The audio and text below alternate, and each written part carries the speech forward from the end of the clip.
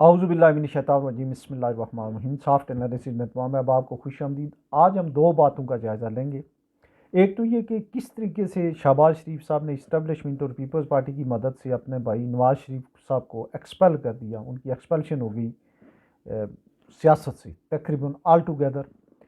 और फार्म 47 के लोगों की मदद से, जिनके गले में 47 का फंदा है या तोक है, उनकी मदद से उन्होंने इक़्तिदार पे वक्ती तौर पे कब्जा कर लिया। और दूसरी बात यह कि पीटीआई का जो एहतजाज है ये आने वाले वक्तों में क्या रंग लाएगा और आज भी उसकी जो है वो रिस्पांस कैसी रही।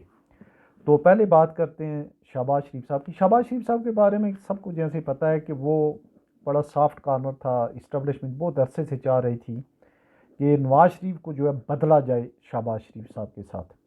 नवाज शरीफ साहब बहरहाल वो हैं कि 3 दफ़ा वज़ीर आज़म रहे और तीनों दफ़ा इस्टेब्लिशमेंट या ज़ोर जुल्म जोर जबर से उन्होंने सिविल सुप्रीमेसी की खातर जो है उनकी हुकूमतें गई हैं और उन्होंने जो है वो हथियार नहीं डाले हैं। ये उनको जाता है, उन्हें भी ये क्रेडिट जाता है, भुट्टो साहब को भी जाता है, मोहतरमा को भी जाता है। बहरहाल बाकी उनके ऊपर जो करप्शन के इल्ज़ाम हैं उनकी हम कोई वो तोजी भी नहीं पेश करते हैं, दफा भी नहीं कर सकते। अलबत्ता जो ये बात थी, इसमें उनके जहन में एक बड़ी क्लैरिटी की थी कि एक तनख्वाहदार मुलाजम या एक टैक्स पेयर की जो पैसों से सैलरी लेने वाला जो बंदा है, वो जितना भी बड़ा हो, और दूसरी साइड पे जो इलेक्टेड मेंबर हो, पार्लियामेंट का हो या वो बल्दियात का हो, इनमें दोनों में क्या फ़र्क है, इसको बहुत अच्छे तरीके से वो जानते थे। वो भी जानते थे, मोहतरमा भी जानती थी, और वो भी बेशुमार लोग। फिर उसके बाद कई दफ़ा कोशिश के बावजूद जो है, जब अब जो ये पिछले 16 माह की हुकूमत थी, उसमें पीडीएम की हुकूमत जो थी वो बज़ाते खुद एक बहुत बड़ी जो है वो ब्लंडर किया नून लीग ने, और उसका खमियाजा उन्होंने आलमोस्ट नून लीग की खात्मे के तौर पे भुगत लिया है। जो गैर जानबदार ज़राए हैं वो ये कह रहे हैं कि अगर इलेक्शन होते, प्रॉपर हो जाते, या उनमें 70-80% भी धांधली होती, तो नून लीग तीसरे नंबर बिलो 40 उसकी सीट थी या बिलो 50 थी। तो इसका जो है, इसका सेहरा जो है शहबाज शरीफ साहब के सर है। शहबाज शरीफ साहब की जो है वो ढके छुपे कोई तल्लकात की जो बात है वो नहीं थी, और इस्टेब्लिशमेंट की भी बड़े अरसे से ये ख्वाहिश थी कि ऐसे जो, फिर 16 महीने में लोगों के लिए शहबाज शरीफ साहब जितने भी बुरे साबित हुए हों, इस्टेब्लिशमेंट के लिए उनसे बेहतर रबड़ स्टैम्प जो है वो कोई शायद ही हुई हो।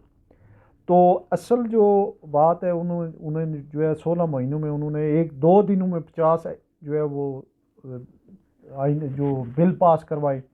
इसके अलावा जो भी उन्हें हुक्म मिला, बल्कि उन्होंने सलूट भी मारा पिछले दिनों, आर्मी चीफ को जो है प्रॉपरली उन्होंने सलूट मारा। तो इससे बड़ी और क्या बात हो सकती है। तो नवाज शरीफ साहब जो है उनके जहन में एक बात थी, उनमें एक उनकी एक से थी, और एक गो कि वो भी जो है शुरू में जैसे ही जनरल गुलाम जिलानी खान की बात करते हैं, लेकिन जब से हुकूमत में आई उन्होंने बड़े टफ टाइम दिया है लोगों को, ब्यूरोक्रेट्स को, जो और ताले आजमा थे, गुलाम इसाक खान जैसे लोग हों या मुशर्रफ जैसे लोगों, इनको कन्फ्रंट किया उन्होंने ऑल टुगेदर। फिर उसमें जो बाद में जनरल बाजवा को भी उन्होंने कन्फ्रंट किया। तो ये एक मेरा ख्याल है कि एक ईरा जो है उसका ख़ात्मा हो गया है। उसको अब उनकी जो रिवाइवल जो है वो नवाज शरीफ साहब की या नून लीग की मुश्किल है।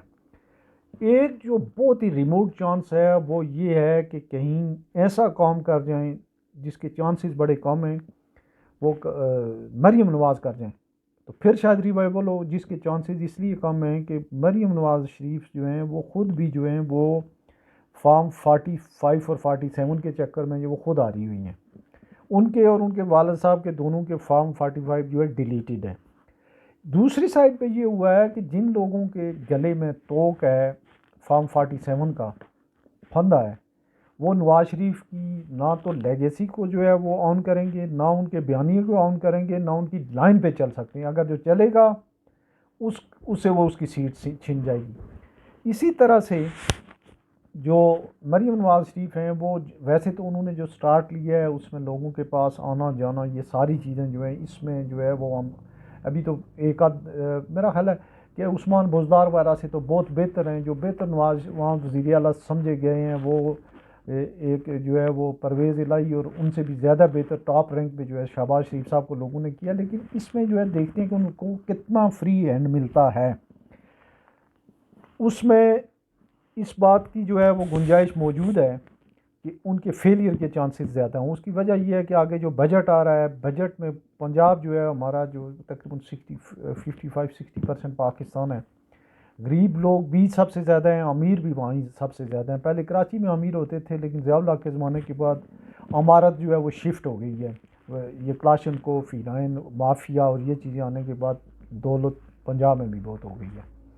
तो इस लिहाज से जो है गरीब लोगों का जो है, गरीबों की बात हम कर रहे हैं।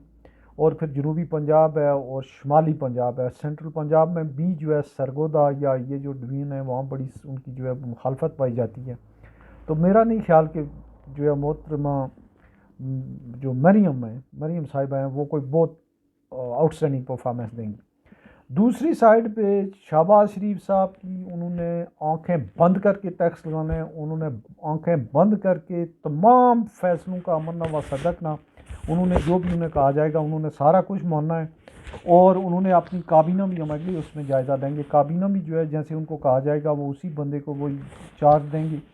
और उस हिसाब से इस बात का कभी इम्कान है कि शहबाज शरीफ साहब जो हैं वो दूसरी दफ़ा प्राइम मिनिस्टर बने, हो सकता है तीसरी दफ़ा भी कभी अगर उनकी ज़िंदगी ने वफा की, जितने वो मोस्ट ओबीडियंट सर्वेंट हैं, तो वो तीसरी दफ़ा भी प्राइम मिनिस्टर बन सकते हैं। लेकिन इसके लिए ज़रूरी ये है कि वो लोग जो हैं, जो जिनके पास वोट की स्ट्रेंथ है, वो बिल्कुल इसी तरीके से बहरे गूंगे रहें जैसे अभी हैं। तो अदरवाइज़ जो है वो अगर किसी वक्त कोई ऐसा मौका आ गया जब वोट को इज़्ज़त अगर मिल जाए, तो फिर तो शहबाज शरीफ साहब के चांसेस नहीं। अदरवाइज़ जैसे ये ज़बरदस्ती में इस्तीफ़ा हुआ है, इस तरह का काम पहले भी हुआ है, 2018 में हुई हुई धांधली। लेकिन इस दफ़ा जो धांधली हुई है उसने सारे रिकॉर्ड तोड़ दिए। शहबाज शरीफ साहब के हाथ बंधे हुए हैं, उनके साथियों के हाथ बंधे हुए हैं। और नवाज़ शरीफ साहब जो हैं वो प्रैक्टिकली इससे बाहर हो चुके हैं। जो आखिरी बात है वो ये है कि आया जरदारी साहब का जो है ये बयानिया जो है वो किस हद तक जो है वो मफामत वाला जो है वो प्रिवेल करता है। दूसरी तरफ पीटीआई जो है, पीटीआई ने आज अच्छा शो किया है, पुरअमन एहतजाज किए कई शहरों में। और जो आगे की बात है वो ये है कि वो कोई वीकली प्रोग्राम या इस तरीके के जो है स्कोर कार्ड पर लाना चाह रहे हैं कि वो एहतजाज करें, रैलियाँ निकालें और पुरअमन एहतजाज की तरफ वो जा रहे हैं। साथ ही साथ जो बातें अडयाला जेल से या आगे पीछे से आ रही हैं, उनसे ये पता चल रहा है कि थोड़ी बहुत जो है वो शायद बैक डोर डिप्लोमेसी भी जारी है। तो ये बात जो है ये एक और थ्रेट होगी शहबाज शरीफ गवर्नमेंट के लिए। अलबत्ता जो आसिफ अली जरदारी हैं वो बहुत सेफ खेल रहे हैं और उन्होंने अपनी पार्टी को बाहर रखा हुआ है, जिसका मतलब ये है कि ये हुकूमत 5 साल नहीं चलेगी। अब देखते हैं कि ये कितने साल चलती है, ये वक्त बताता है और ये हमारे मुल्क की हालात बताएंगे। लेकिन अभी तक जो है वो ये लग रहा है, उनकी जो पीपल्स पार्टी की चालों से पता चल रहा है कि वो ये हुकूमत 5 साल नहीं चलेगी। अपना ख्याल रखिएगा। अल्लाह हाफ़िज़।